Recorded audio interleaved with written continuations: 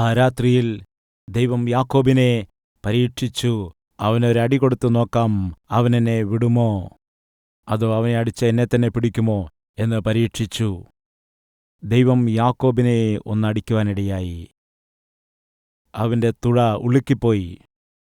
അപ്പോൾ യാക്കോബ് എന്തു ചെയ്തു? ദൈവത്തെ മുറുകെ പിടിച്ചുകൊണ്ട് പറയുകയാണ്, ദൈവമേ, നീ എന്നെ അനുഗ്രഹിച്ചല്ലാതെ ഞാൻ നിന്നെ വിടുകയില്ല.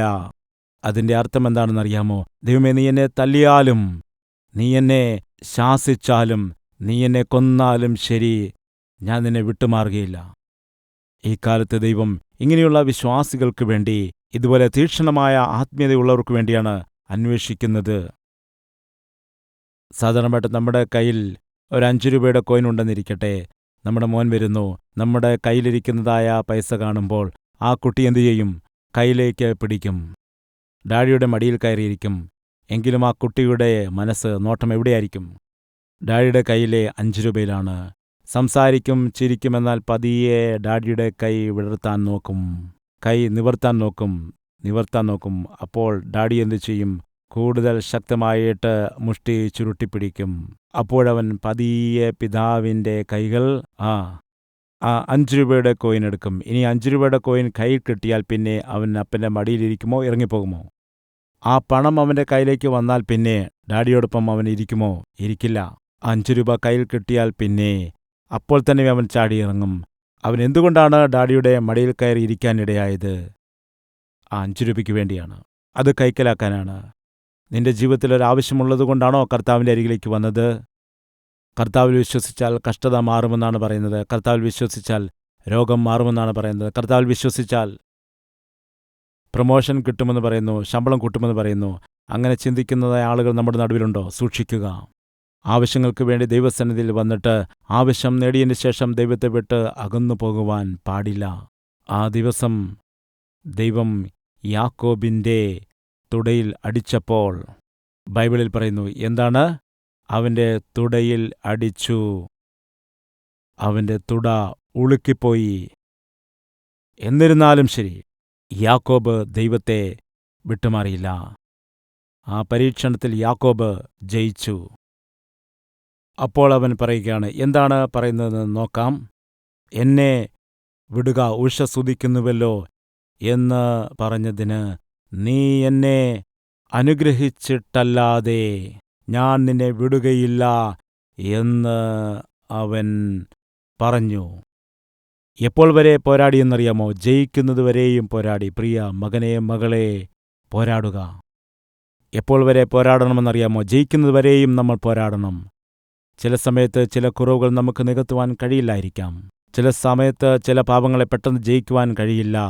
ഇന്ന് നിങ്ങളുടെ ജീവിതത്തിൽ ജയിക്കുവാൻ കഴിയാത്തതായ പാപമാകട്ടെ, ജയിക്കാൻ കഴിയാത്ത ദുശ്ശീലമാകട്ടെ, ജയിക്കാൻ കഴിയാത്തതായ നിങ്ങളുടെ എന്തെങ്കിലും ദുസ്വഭാവമുണ്ടെങ്കിൽ ഇന്ന് തന്നെ അതിനെ ജയിക്കണം.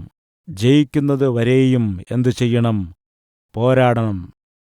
യാക്കോബിൻ്റെ ആഗ്രഹം എന്താണ്? ദൈവത്തിൻ്റെ അനുഗ്രഹം വേണം. അപ്പോൾ യാക്കോബിന് എന്താണ് കുറവുള്ളത്? ഒരു മകനല്ല, 12 മക്കളുണ്ട്. അപ്പോൾ 11 പേരായിരുന്നു. എന്താണ് കുറവുള്ളത്? സമ്പത്തുണ്ട്. എന്നാൽ ദൈവത്തിൻ്റെ അനുഗ്രഹം വേണമെന്നാണ് പറയുന്നത്. ഈ ലോകത്തിൽ നിനക്കുണ്ടായിരിക്കുന്ന ധനത്തേക്കാൾ, മാനത്തേക്കാൾ ദൈവവുമായി നിനക്കുള്ളതായ നല്ല ബന്ധമാണ്, ദൈവിക അനുഗ്രഹമാണ് എല്ലാത്തിനേക്കാളും ശ്രേഷ്ഠമായ അനുഗ്രഹം എന്ന് നിങ്ങൾ മനസ്സിലാക്കുക. അവൻ പറയുകയാണ്, എൻ്റെ മേൽ നിന്റെ അനുഗ്രഹം ഉണ്ടായിരിക്കണം. ജോലിയുള്ളതുകൊണ്ട് മതിയാകില്ല, ധനമുള്ളതുകൊണ്ട് മതിയാകില്ല, ജീവിക്കുവാൻ നല്ല ഭവനമുള്ളതുകൊണ്ട് മതിയാവുകയില്ല, നല്ല വാഹനമുള്ളതുകൊണ്ട് മതിയാകില്ല. ഇവയെല്ലാം ഉണ്ടായിരിക്കുമ്പോഴും ദൈവത്തിൻ്റെ അനുഗ്രഹം നിന്റെ മേലില്ലെങ്കിൽ നീ എല്ലായ്പ്പോഴും നിരാശയിൽ ആയിരിക്കും. എപ്പോഴും നീ ദുഃഖിതൻ ആയിരിക്കും, സംതൃപ്തിയില്ലാത്തവനായി ജീവിക്കും. ബൈബിളിൽ പറയുന്നു, ഇസ്രായേൽ ജനമന്ന് മരുഭൂമിയിൽ വെച്ച് ദൈവത്തോട് പിറുപിറുത്തു. ശരിയായ കുടിവെള്ളം പോലും ലഭിക്കാത്തതായ ആ മരുഭൂമിയിൽ വെച്ച് പറയുകയാണ്, മിസ്രൈമിൽ ഞങ്ങൾക്ക് ഇറച്ചിയുണ്ടായിരുന്നു, അവിടെ നല്ല ഭക്ഷണമുണ്ടായിരുന്നു, അവിടെ ഉള്ളിയുണ്ടായിരുന്നു, വെള്ളരിയുണ്ടായിരുന്നു, പച്ചക്കറികളുണ്ടായിരുന്നു. ഇവിടെയാണെങ്കിലോ മാലാഖമാർ ഭക്ഷിക്കുന്നതായ മന്ന അവർക്ക് വേണ്ടി പൊഴിച്ചു കൊടുത്തപ്പോൾ ഇവർക്ക് എന്താണ് വേണ്ടത്? വെള്ളരിക്കയും ഉള്ളിയും വേണമെന്നാണ് പറയുന്നത്. ഞങ്ങൾക്ക് ഇറച്ചി വേണം എന്ന് പറഞ്ഞുകൊണ്ട് മരുഭൂമിയിൽ നിർബന്ധിച്ചപ്പോൾ ദൈവം അവർക്ക് കാടപ്പക്ഷികളെ പൊഴിച്ചു കൊടുക്കാനിടയായി. അവർ ആർത്തിയോടെ ഭക്ഷിച്ചു. എന്നാൽ അവർക്ക് അത്രത്തോളം ഭക്ഷണം കഴിച്ചിട്ടും അവർക്ക് തൃപ്തിയുണ്ടായിരുന്നില്ല. അവരുടെ ഹൃദയങ്ങളിൽ അസംതൃപ്തി ഉണ്ടാകാനിടയായി. കഴിക്കൂ, നിങ്ങൾക്ക് ഇറച്ചിയാണല്ലോ വേണ്ടത്, തിന്നുക. അങ്ങനെ ദൈവം അവർക്ക് വേണ്ടി മാംസം കൊടുത്തതായ സമയത്ത് അത് ആർത്തിയോടെ തിന്നുന്നുവെന്നാൽ അവർക്കതിലൊന്നും തൃപ്തിയുണ്ടായില്ല. കാരണം സംതൃപ്തിയില്ലാത്തതായ ഒരു ജീവിത രീതിയായിരുന്നു അവരുടേത്. പ്രിയമുള്ളവരെ, ദൈവം നിങ്ങൾക്കെല്ലാം നൽകിയിട്ടും അത് നിങ്ങൾക്ക് ആസ്വദിക്കാൻ കഴിയുന്നില്ലെങ്കിൽ, നിങ്ങൾക്കെല്ലാം നൽകിയിട്ടും സുഖ സൗകര്യങ്ങളും എല്ലാം ഉണ്ടായിട്ടും അനുഭവിക്കുവാൻ കഴിയുന്നില്ല എങ്കിൽ, അല്ലെങ്കിൽ സംതൃപ്തി ഈയൊരു സ്വഭാവം നിന്നിൽ ഇല്ല എങ്കിൽ നിനക്കൊരിക്കലും അനുഗ്രഹം അനുഭവിക്കുവാൻ കഴിയുകയില്ല. യാക്കോബ് ആ സത്യം മനസ്സിലാക്കി. എനിക്ക് ഭാര്യമാരുണ്ട്, മക്കളുണ്ട്, സമ്പത്ത് ഉണ്ട്, എന്നാൽ യഥാർത്ഥമായ ദൈവിക അനുഗ്രഹം എൻ്റെ മേലില്ല. പറയുകയാണ്, നീ എന്നെ അനുഗ്രഹിച്ചിട്ടല്ലാതെ, നിന്റെ അനുഗ്രഹം എന്നിൽ വന്നിട്ടല്ലാതെ ഞാൻ നിന്നെ വിടുകയില്ല.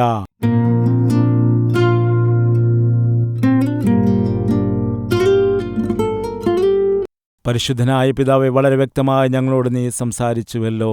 യാക്കോബ് ഏകനായിരുന്നപ്പോൾ ദൈവത്തോട് മല്ലുപിടിച്ചു. ഞങ്ങളുടെ ജീവിതത്തിലും ഞങ്ങൾ ഏകനായിരിക്കുമ്പോൾ പോരാടണം, ജയിക്കണം.